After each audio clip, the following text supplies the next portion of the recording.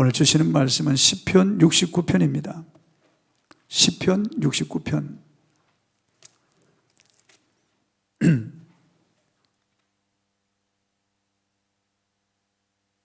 30절에서 32절 말씀입니다. 시편 69편 30절에서 32절 같이 한번 합독하겠습니다. 시작. 내가 노래로 하나님의 이름을 찬송하며 감사함으로 하나님을 위대하시다 하리니 이것이 소 곧 뿔과 굽이 있는 황소를 드림보다 여호와를 더욱 기쁘시게 함이 될 것이라. 공고한 자가 이를 보고 기뻐하나니 하나님을 찾는 너희들아 너희 마음을 소생하게 할지어다. 아멘. 기적과 복을 불러오는 감사라는 주제로 오늘 말씀을 선포하겠습니다. 며칠 전 권사님 한 분과 만나서 우리 카페에서 대화를 나눌 기회가 있었습니다. 그 권사님은 보건복지부에서 월급을 받고 장애인들을 돕는 그런 도우미 역할을 하는 권사님이었습니다. 그 권사님은 두 팔을 쓰지 못하고 거동이 불편한 장애인을 돕고 있었습니다. 47세의 남자 장애인인데 오토바이를 타고 가다가 사고를 내어서 뇌를 다쳐서 뇌변병 장애로 혼자서 밥을 먹을 수 없는 그런 남자분이었습니다. 이 권사님은 이제 그 집으로 출근해서 그분을 씻기고 그리고 그 밥을 지어서 그 밥을 그 사람 입에다가 떠먹여 주는 거예요. 떠먹여 주는 거예요. 그리고 집안 정리 또 하고 또 저녁에도 그 사람 입에다가 밥을 넣어주는 거예요. 밥을 넣어주는 거예요. 1년 동안 지금 그 한 사람 그 배변 장애를 앓고 있는 그 남자의 입에다가 밥을 넣어주는 거예요. 밥을 먹여주는 거예요. 그 일을 하면서 이 권사님은 많은 것을 깨달았다는 거예요.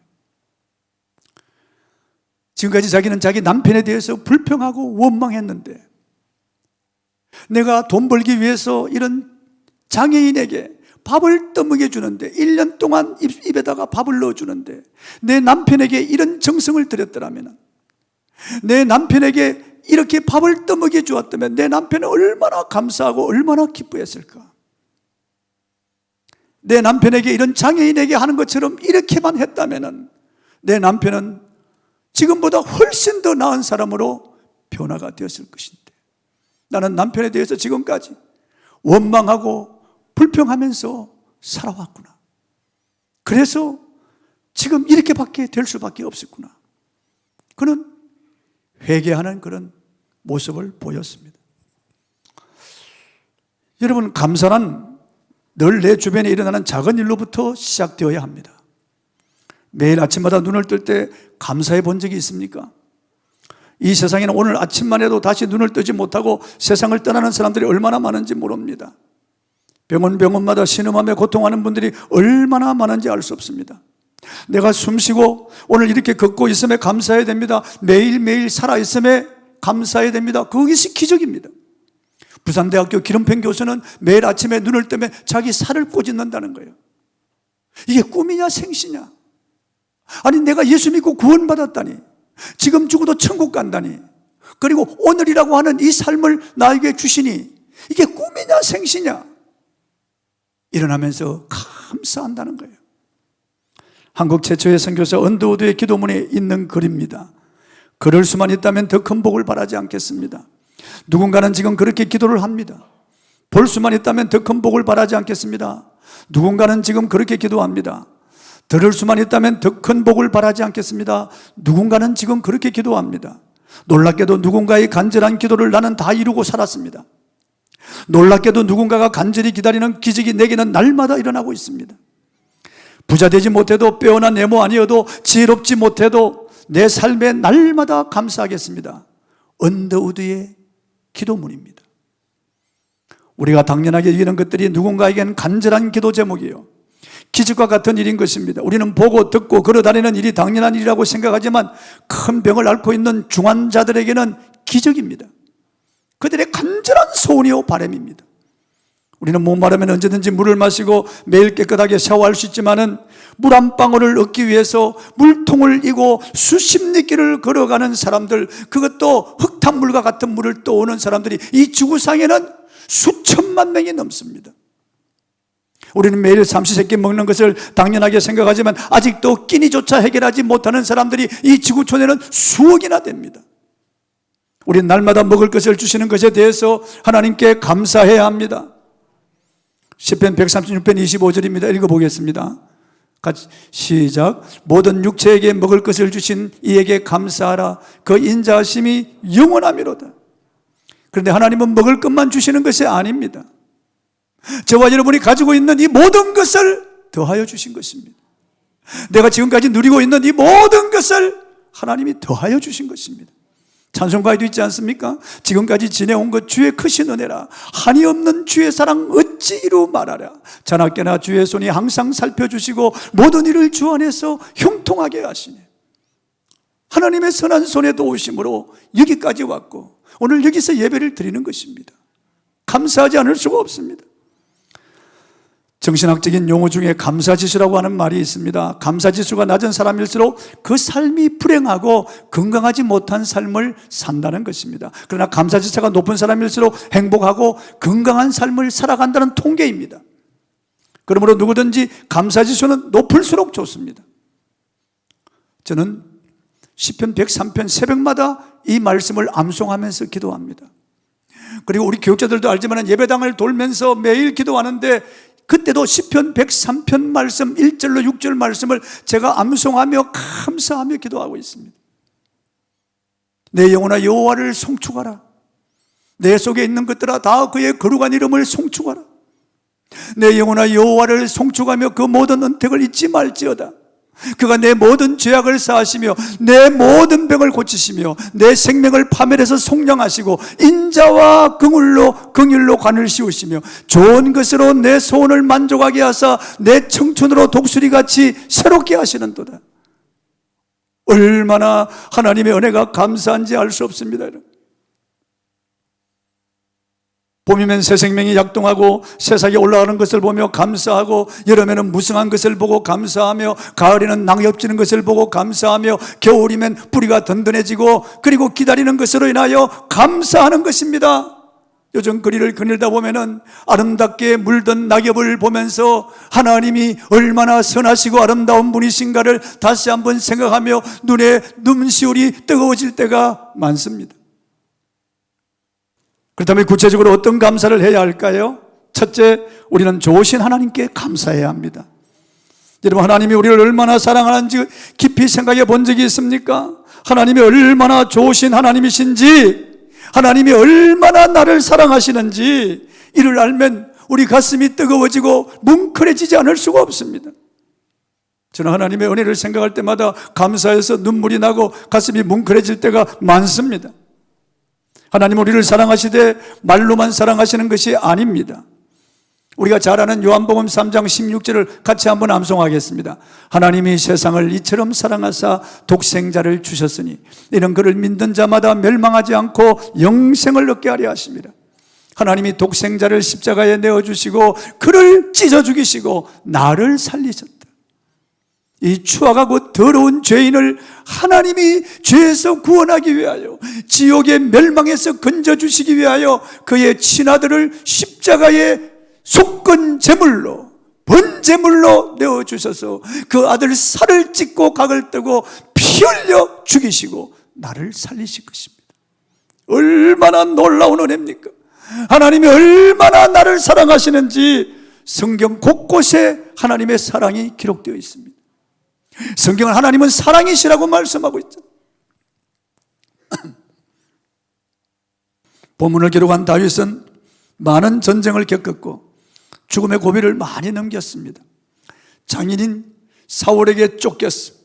오랫동안 살해의 위험을 받고 피가 마르는 고통을 10년 이상 겪었습니다. 우린 누가 나를 죽이려고 따라온다면 어떻게 잠을 잘 수 있겠습니까? 하루 이틀도 아니고 한 달, 두 달도 아니고 1년, 2년도 아니고 10년 동안 군사 3,000명을 가지고 나를 잡아 죽이려고 사시수색하는데 얼마나 불안하고 얼마나 두렵고 얼마나 피가 마르겠습니까? 얼마나 억울하고 원통하며 얼마나 분하겠습니까? 그럼에도 불구하고 그는 덜했어. 바위 밑에서 아둘람굴에서 양피지에 갈겼습니다. 하나님을 찬양하고 감사하는 거예요. 그 가운데서 다윗은 자식들이 서로 죽이는 것을 보았습니다. 압살론의 반란을 피해서 그 칼을 피해 도망을 가기도 했습니다. 울면서 기드론 시내를 건너갑니다. 머리를 풀고 맨발로 건너갑니다. 그런 가운데서도 그는 하나님께 감사하고 찬양합니다. 놀라운 일이 아닐 수 없습니다.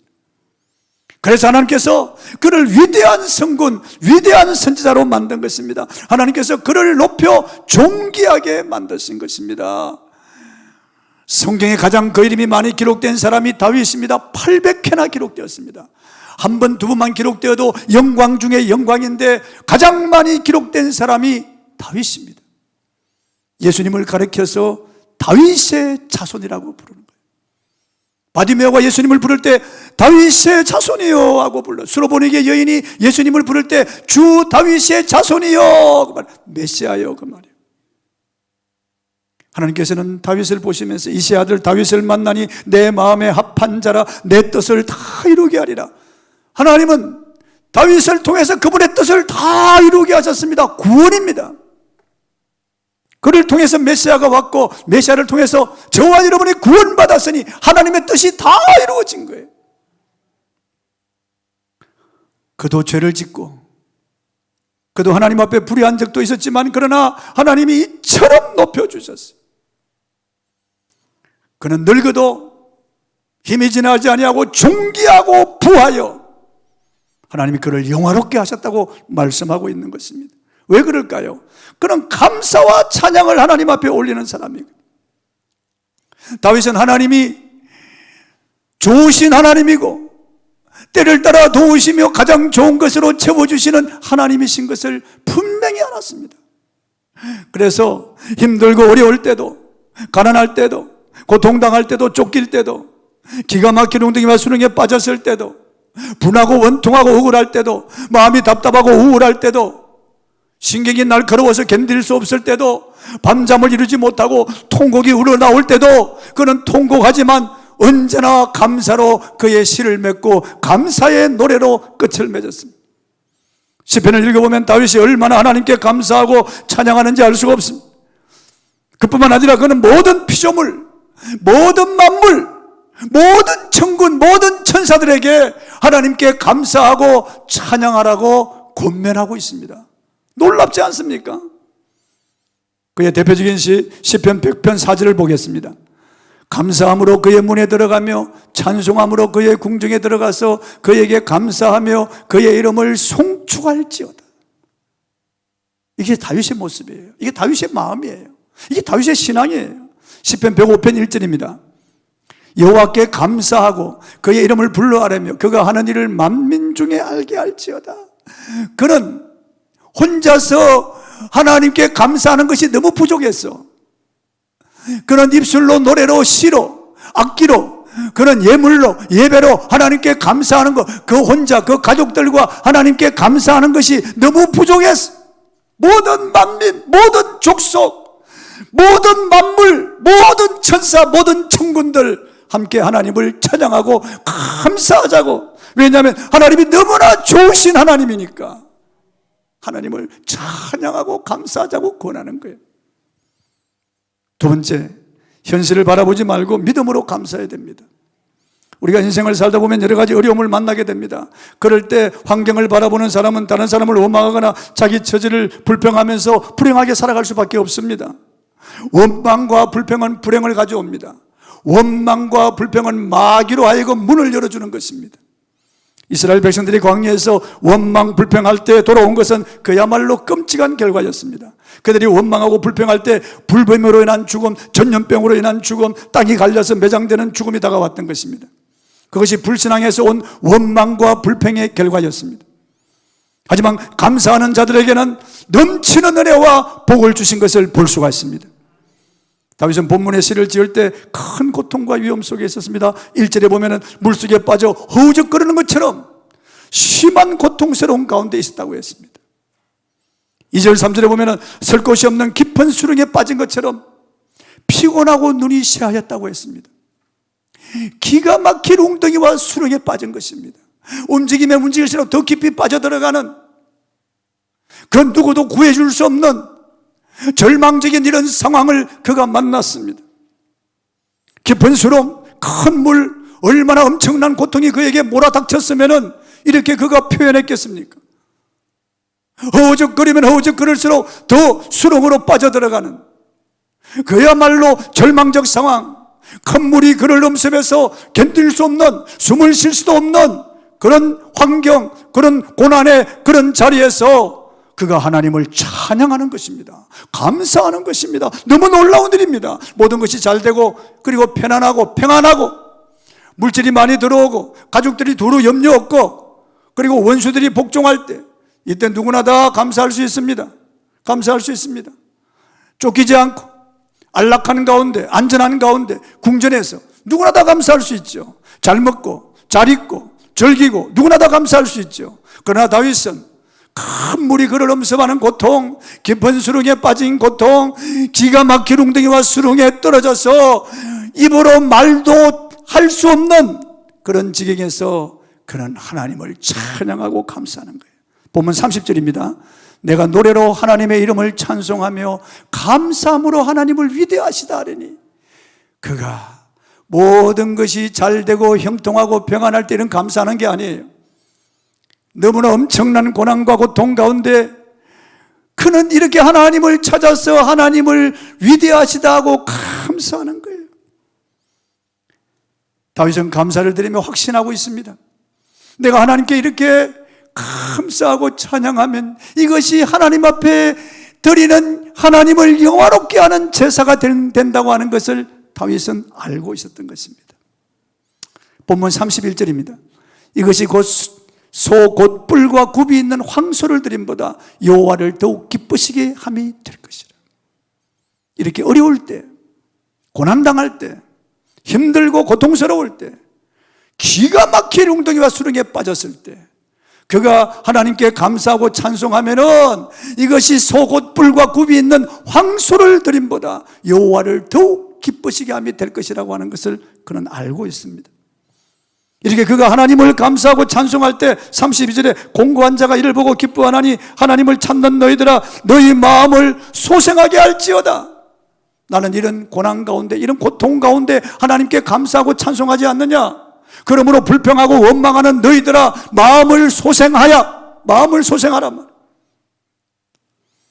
남편을 보고 원망 불평하잖아요. 아내를 보고 원망 불평하잖아요. 내가 사람을 잘못 만났다고. 내가 보다 나은 사람을 만났으면 오늘 요 모양 요꼴은 되지 않았을 것이라고 생각하고, 항상 남편과 아내에 대해서 불평불만하는 분들이 있잖아요. 여러분, 불평불만하면은 점점 더 불행해질 뿐입니다. 그런 남편을 두고도 감사하면 놀라운 일이 일어납니다. 감사하면 놀라운 일이 일어나는 거예요. 그런 자식을 두고도 감사하기 시작하면 자식들이 변합니다.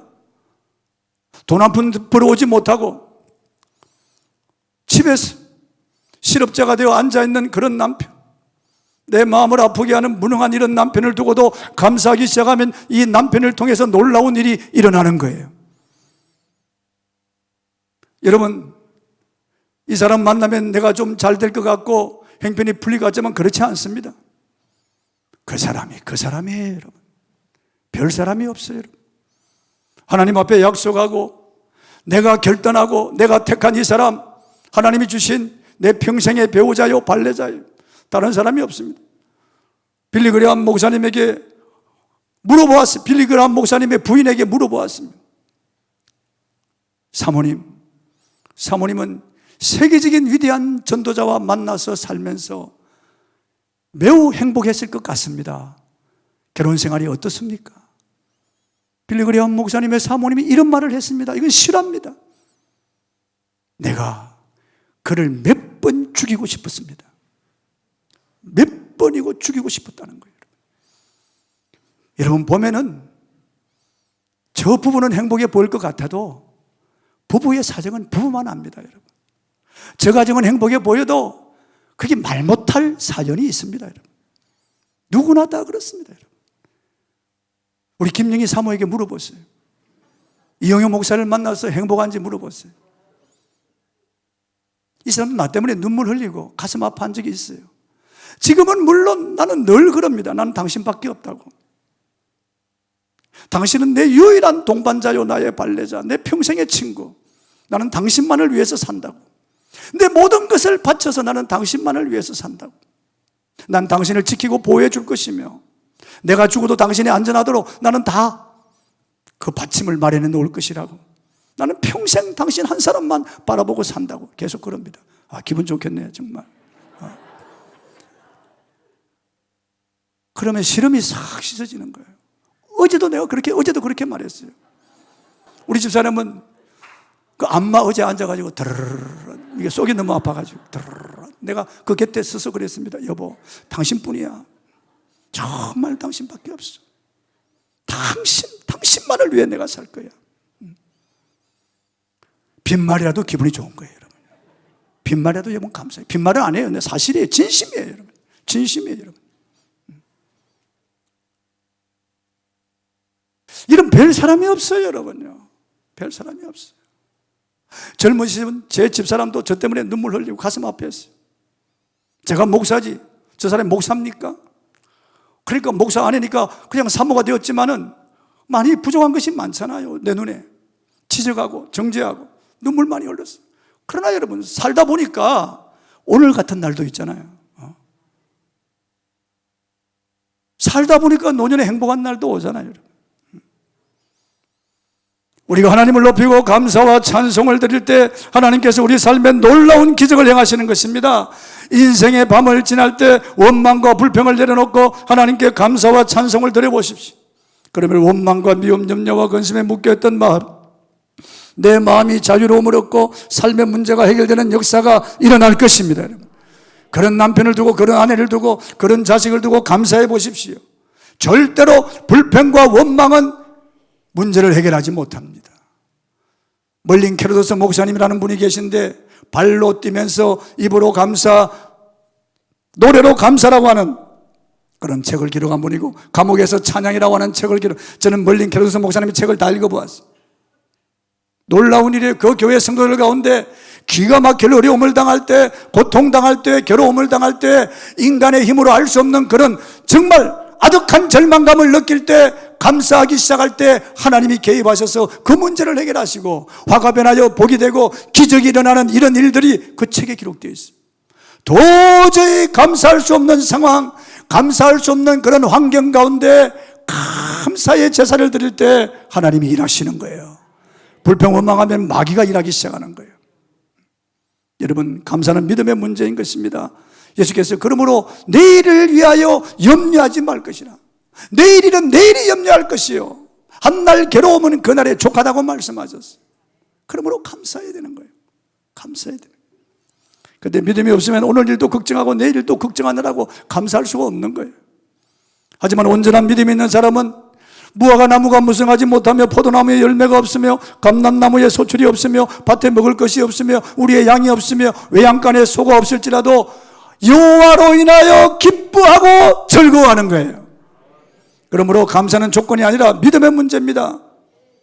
제가 믿음과 감사는 정비례한다고 말씀드렸습니다. 믿음이 없는 사람은 감사 대신 불평하고 원망하는 거예요. 믿음이 잘하면 감사도 잘합니다. 큰 믿음의 사람이 누구이겠습니까? 범사에 감사하는 사람입니다. 하나님께서 감사하는 사람을 사랑하시고 감사하는 자에게 기적을 일으켜 주시고 감사하는 자에게 은혜와 복을 주시는 것입니다. 성도 여러분, 여러분의 마음에 입술에 감사가 임하고 손에 감사가 임하여 여러분에게 기적과 복이 임하기를 주의 이름으로 축원합니다. 세 번째, 감사를 실천하고 표현하면 기적과 복이 오는 것입니다. 성경은 항상 기뻐하라, 쉬지 말고 기도하라, 범사에 감사하라, 이는 그리스도 예수 안에서 너희를 향하신 하나님의 뜻이니라고 말씀하고 있어요. 항상 쉬지 말고 범사, 이것은 모든 일 순간순간 항상 조건을 불문하고 어떤 상황이나 환경을 불문하고 하라는 것입니다. 하라는 것이에요. 항상 기뻐하라, 쉬지 말고 기도하라, 범사에 감사하라. 하나님의 명령이에요. 그런데 여러분, 우리가 생각할 때는 감정에 관한 것은 명령할 수 없지 않나, 그런 생각이 들 때가 있어요. 명령한다고 기쁘지 않은 사람이 기뻐하게 되는 것이 아닙니다. 감사하는 마음이 없는데 명령한다고 해서 감사가 되는 것도 아닙니다. 그래서 이 말씀은 모순이라고 생각하는 것입니다. 그렇지만 납득하기 어렵고 순종하기 어렵지만은 하나님의 뜻이고 하나님의 명령이기 때문에 우리가 의지적으로 감사하면은 능력과 기적이 일어난다는 것이에요. 내 생각은 감사할 수 없고 내 감정은 감사할 수 없지만은 하나님이 하라고 하시니 억지로라도 감사하는 것입니다. 하나님이 하라고 하시니 억지로 감사하기 시작하면 놀라운 그런 역사가 오는 것입니다. 다윗과 바울은 고난과 질병까지도 유익한 것으로 이해하고 믿었습니다. 믿음의 눈을 가지고 성경적 관점에서 성령의 조명하심을 따라 상황을 바로 인식하면 감사하지 않을 수가 없습니다. 우리가 받은 은혜는 조그만한 은혜가 아닙니다. 감당할 수 없는 은혜, 청량할 수 없는 은혜, 갚을 수 없는 은혜, 무한한 은혜를 저와 여러분이 입은 것입니다. 나 같은 죄인 살리신 주 은혜의 놀라와 어메이징 그레이스, 주 은혜의 놀라와 이렇던 생명 찾았고 광명을 얻었습니다. 큰 죄악에서 건지신 주 은혜의 고마워. 나 처음 믿은 그 시간 귀하고 귀하다. 감사하지 않을 수 없고 찬송하지 않을 수 없는 은혜를 받은 것입니다. 우리가 이 은혜를 망각했기 때문에 불평불만하는 것이죠. 순간적으로 은혜를 망각하기 때문에 갚을 수 없는 은혜를, 무한한 은혜를 잊고 있는데도 불구하고 이 은혜를 순간적으로 잊어버리기 때문에 불평과 탄식이 터져 나오는 거예요. 로마서 1장 11절에서 감사하지 않는 것은 생각이 허망하여졌기 때문에 감사하지 않는다고 말씀하고 있는 거예요. 내 생각이 허망해졌기 때문에 세상 것이 막 들어와서 나에게 온갖 상념, 잡념을 주기 때문에 그래서 원망과 불평과 미움과 다툼이 일어나는 거죠. 감사할 수가 없는 거예요. 그래서 하나님을 바라보고 그분의 은혜를 기억하며 어찌 감사하지 않을 수가 있겠냐. 시편 50편 23절입니다. 읽어보겠습니다. 감사로 제사를 드리는 자가 나를 영화롭게 하나니 그의 행위를 옳게 하는 자에게 내가 하나님의 구원을 보리라. 감사로 제사를 드리는 자가 하나님을 영화롭게 한다는 거예요. 감사를 품고만 있으면 하나님을 영화롭게 할 수가 없습니다. 적극적으로 감사를 표현하고 감사를 불러일으킬 때 기적을 불러일으킨다는 거죠. 제가 얼마 전에 한 자매를 만났어. 감사하라고 그랬습니다. 그런 남편을 두고도 감사하라고 그랬습니다. 남편이 아내의 머리됨인데 그런 불평 원망하면 남편의 머리를 짓밟는 것, 내 머리된 남편을 짓밟는 것인데 그래서 남편이 어떻게 성공할 수 있느냐, 어떻게 세상에서 힘을 얻고 일할 수 있겠느냐 말이야. 그런 남편을 두고 감사해 본 적이 있느냐 말이야. 당신은 무능하다고 생각하고 당신은 당신에게 기뻐함을 준 적 없다고 생각하고 한 번도 그 사람을 좋아한 적이 없다고 생각하지만은 그러나 그런 남편을 두고 감사해 본 적이 있느냐? 감사하지 않으니까 마귀가 역사하는 것이라고. 오프라 윈프리는 세계적인 원두어머니입니다. 가장 인기 있고 세계에서 가장 영향력이 큰 그런 여인입니다. 미국의 대통령 사무는 계속 부인은 바뀌어도 이 여자는 아직까지도 세계적인 영향력을 끼치고 있는 여자입니다. 우리가 알듯이 그는 자기 친척에게 강간당해서 이 사생활을 잉태하고 낳았잖아요. 그는 죽고 싶었습니다. 술과 마약을 취해서 그는 찌든 인생, 망한 인생을 살았습니다. 그러다가 19살에 예수를 믿고 난 다음에 그는 다시 재건했습니다. 그리고 지방방송국에 들어갔습니다. 그는 그때로부터 시작해서 하루에 5번 감사 일지를 씁니다. 계속 하루도 빠지 않고 하루에 5번 또 다른 감사를 찾아보고 또 다른 감사를 찾아보면서 감사 일지를 쓰는 거예요. 나는 그 자매에게 그렇게 말했습니다. 감사일지를 써보세요. 감사일지를 쓰라고. 노트 쓰지 못하면 핸드폰, 스마트폰에다가 한번 감사를 적어보라고. 매일매일 오프라 윈프리처럼 감사를 적어보라고. 그럼 놀라운 기적이 일어난단 말이에요. 감사는 말로 표현하고 시로 표현하고 찬양으로 표현하고 춤으로 표현하고 악기로 표현하고 예물로 표현하고 그리고 예배로 표현할 수 있습니다. 무슨 방법으로든지 하나님 앞에 감사를 표현할 수 있습니다. 그 중에서 우리의 마음을 담아 드리는 것이 바로 감사의 예물인 것입니다. 시편 96편 8절 읽어보겠습니다. 여호와 이름에 합당한 영광을 그에게 돌릴지어다. 예물을 들고 그의 궁정에 들어갈지어다. 그게 예물이 합당한 영광을 돌리는 거예요. 우리가 드리는 예물이 그에게 합당한 영광을 돌리는 거예요. 그게 예물이에요. 하나님께 드리는. 그렇다면 사람들이 왜 감사하지 않습니까? 여러 가지 원인이 있겠습니다만 한 가지 원인은 우리가 누리는 것들을 당연하게 여기기 때문에. 우리는 아침에 일어나 일하러 가는 것을 당연한 것으로 여깁니다. 하지만 그것을 할 수 없는 중환자들이 얼마나 많은지 알 수 없습니다. 우리는 매일 해가 뜨고 지며 아름다운 풍경을 보면서도 그것을 당연한 것으로 여깁니다. 하지만 앞을 보지 못하는 분들이 얼마나 많은지 알 수 없습니다. 코로나로 인하여 2년간 전 세계 어려움을 겪고 있습니다. 그 가운데 교회도 많은 어려움을 겪고 있습니다. 우리가 모여서 마스크를 벗고 하나님을 찬양하는 것이 얼마나 큰 복인지, 성도가 모여서 식당에서 애찬을 나누며 서로 교제하는 것이 얼마나 큰 복인지, 하나님 전에 모여서 주님의 살을 먹고 피를 마시는 성찬을 떼는 것이 얼마나 큰 복인지, 우리가 성경을 공부하고 제자 훈련하는 것이 얼마나 큰 복인지, 우리가 봄이면 가을이면 순장 야유회로 나가서 야외에서 이렇게 보는 것이 얼마나 큰 복인지, 그냥 지나갔습니다마는 평범한 것들이 우리에게 얼마나 큰 은혜와 복인지 알 수 없습니다. 여러분, 평범한 것이 복입니다. 저는 무소식이 희소식이라고 하는 그 말 그렇게 실감 있게 받아들이지 않았어요. 요 근래에 무소식이 희소식이구나, 무소식이 희소식이구나, 그냥 평범한 것이 이것이 은혜구나, 하루하루 우리가 일상 그냥 아무렇지도 않게 지나가는 것이 이것이 은혜구나, 이것이 큰 복이구나, 이걸 제가 절실히 깨닫는 것입니다. 시편을 읽으면서 하나님이 다윗에게 허락하신 그 복이 얼마나 큰지 알게 되었어요. 다윗은 하나님 앞에 범사에 감사하는 사람이었어요. 기가 막힌 웅덩이와 수렁에 떨어져서도 감사했어요. 극한 상황, 어려운 가운데서도 그는 하나님께 감사했습니다. 그의 생각으로, 마음으로, 시로, 노래로, 악기로, 입술로, 예물로 그는 하나님 앞에 감사를 끊임없이 드리는 사람이었어요. 그래서 하나님께서 이 다윗 얼마나 위대한 인물로, 모든 세대의 다윗을 위대한 인물로 만들어주신 거예요. 사무엘하 5장 10절을 읽어보겠습니다.